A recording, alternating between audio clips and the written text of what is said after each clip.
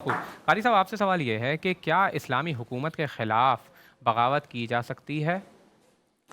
جزاکم اللہ، بالکل بھی نہیں کی جا سکتی۔ خاص طور پہ اسلام کفر کا قرار دے کر اسے، جی خاص طور پہ کفر قرار دے کے اسے کہ یہ کفر کا نظام ہے، مسلمانوں کے خلاف اس قسم کی دیکھیے، بغاوت، اگر خون ریزی کرنا۔ یہ پہلی بات تو یہ ہے کہ ہر فرد اپنے ہاتھ میں ڈنڈا لینے کا مجاز نہیں ہے۔ ایک پوری قوم کو ایسا درس ملے، پوری قوم کی ذہن سازی ہو، ایک بندہ اٹھے کہ مجھے اس حکمران کی یہ ادا پسند نہیں، یہ ادا پسند نہیں، تو اس وقت میری رائے کی کوئی حیثیت نہیں ہے۔ جب یہ ہے کہ معاملہ بالکل سر سے اوپر گزر جائے، یعنی وہ اسلام کے، اللہ کے، اس کے رسول کے احکامات کے بالکل صریحاً خلاف جا رہا ہے، تو پھر قوم کو ذہن دو، ان کو ایک فکر دو کہ یہ معاملہ کدھر جا رہا ہے۔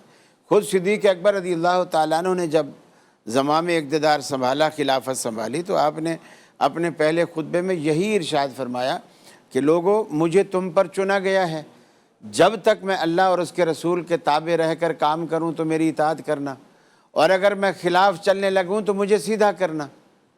تو یہ جواز انہوں نے بھی پیدا کر دیا۔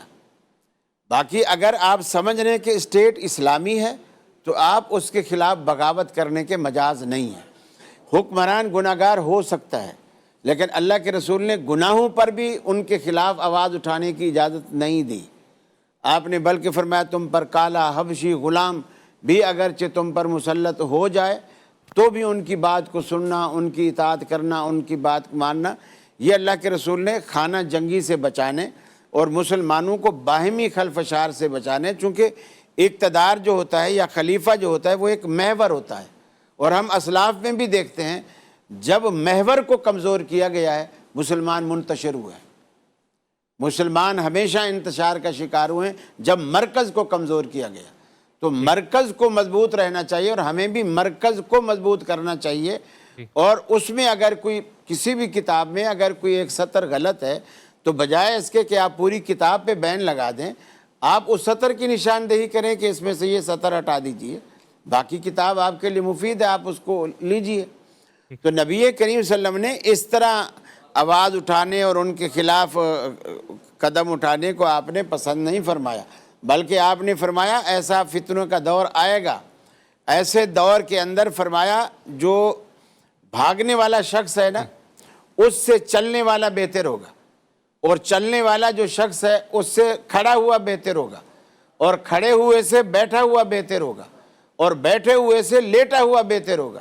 یعنی جو بھی اس سے پیچھے رہے گا وہ اپنے آپ کو ان فتنوں سے محفوظ کر سکے گا اور ان فتنوں سے اپنے آپ کو بچا سکے گا۔ یعنی مسلح جدوجہد کی گنجائش نہیں ہے مسلمانوں کے خلاف اگر ہو تو اس طریقے سے؟